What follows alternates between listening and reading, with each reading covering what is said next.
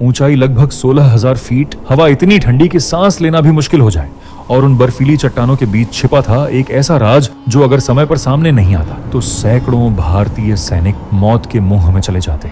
यह कहानी है कारगिल युद्ध के उन शुरुआती दिनों की, जब सब कुछ साफ नहीं था और हर पहाड़ी के पीछे छिपा हो सकता था दुश्मन। मई 1999, कारगिल, द्रास और बटालिक सेक्टर की पहाड़ियां अभी भी बर्फ से ढकी हुई थीं। दिन में सूरज निकलता जरूर था, लेकिन ठंडी हवाएं लगातार शरीर को चीरती रहती थीं। भारतीय सेना को उस समय तक यह पता चल चुका था कि कुछ ऊंची चोटियों पर दुश्मन ने कब्जा जमा लिया है, लेकिन एक बड़ी समस्या थी, कितनी पोस्ट पर कब्जा हुआ है, दुश्मन कितनी संख्या में है और वे किन किन जगहों पर छिपे हुए हैं।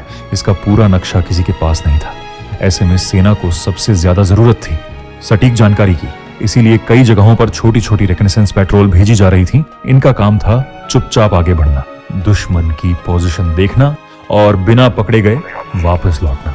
ये काम सुनने में जितना आसान लगता है, असल में उतना ही खतरनाक होता है, क्योंकि इन पेट्रोल्स के पास भारी हथियार नहीं होते। उनके पास सिर्फ हल्का सामान, रेडियो सेट और अपनी हिम्मत होती है। एक ऐसी ही पेट्रोल उस सुबह LOC के पास की एक ऊंची रिज लाइन की ओर बढ़ रही थी। 5 सैनिक, सबके चेहरे पर बर्फीली हवा के निशान, लेकिन आंखों में पूरी सतर्कता। उनका लक्ष्य था एक ऐसी पहाड़ी जहां से नीचे की घाटी साफ दिखाई देती थी। अगर दुश्मन कहीं छिपा हुआ होता तो शायद वहां से दिखाई दे सकता था। रास्ता बेहद खतरनाक था, बर्फ से ढकी चट्टानें, कभी अचानक फिसलन, कभी गहरी खाई।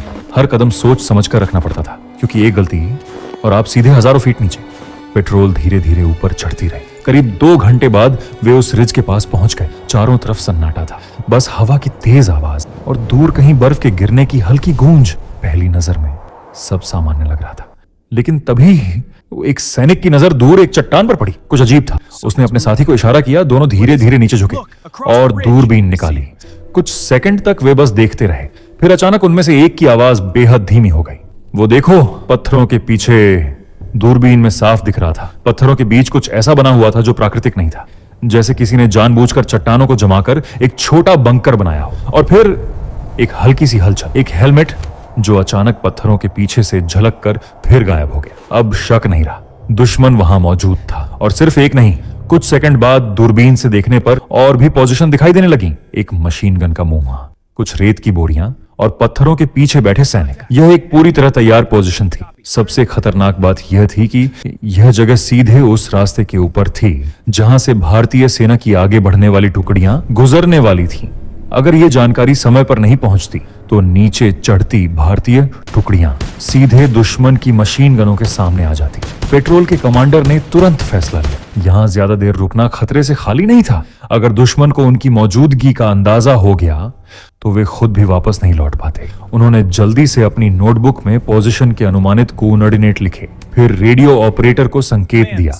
रेडियो सेट चालू हुआ, लेकिन पहाड़ों में रेडियो सिग्नल हमेशा साफ नहीं आते। कभी आवाज टूट जाती है, कभी बिल्कुल गायब हो जाती है। पहली कोशिश में सिग्नल नहीं मिला, दूसरी कोशिश अब भी नहीं। हर सेकंड भारी लग रहा था, क्योंकि अगर दुश्मन की नजर इस पेट्रोल पर पड़ गई तो बच निकलना लगभग नामुमकिन था। तीसरी बार रेडियो ऑपरेटर ने एंटीना थोड़ा ऊंचा किया और फिर स्पीकर से एक हल्की आवाज आई, ब्रावो 2, ब्रावो 2, ये अल्फा पेट्रोल बोल रही है। सिग्नल मिल गया था। कमांडर ने तुरंत कोऑर्डिनेट बताने शुरू किए।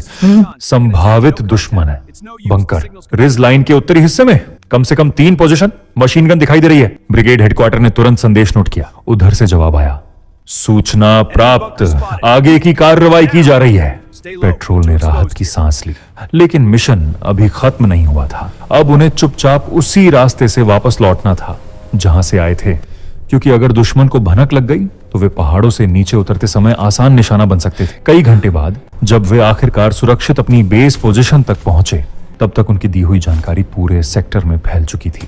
अब सेना को साफ पता था दुश्मन कहां छिपा है। कुछ ही दिनों बाद उसी जानकारी के आधार पर भारतीय सेना ने उस रिज पर हमला किया। भयंकर लड़ाई हुई। ऊपर बैठे दुश्मन को हटाना आसान नहीं था, लेकिन आखिरकार वह पोजीशन भारतीय सैनिकों के कब्जे में आ गई। और तब साफ हुआ, अगर वह रेकनेसेंस पेट्रोल उस दिन वहां तक नहीं पहुंचती, अगर वे उस बंकर को नहीं देखते, और अगर वह रेडियो संदेश समय पर ब्रिगेड हेडक्वार्टर तक नहीं पहुंचता, तो शायद नीचे चढ़ती भारतीय टुकड़ियां सीधे एक घातक जाल में फंस जाती। कारगिल की लड़ाई सिर्फ बड़ी तोपों और बड़े हमलों की कहानी नहीं थी, वह उन छोटे छोटे पलों की कहानी भी थी, जहां कुछ सैनिक खामोश पहाड़ियों में अपनी जान जोखिम में डालकर वह जानकारी लाते थे जो पूरे युद्ध की दिशा बदल सकती थी। क्योंकि कभी कभी युद्ध जीतने के लिए सबसे पहले जरूरी होता है सही समय पर सच को देख लेना। Subscribe please.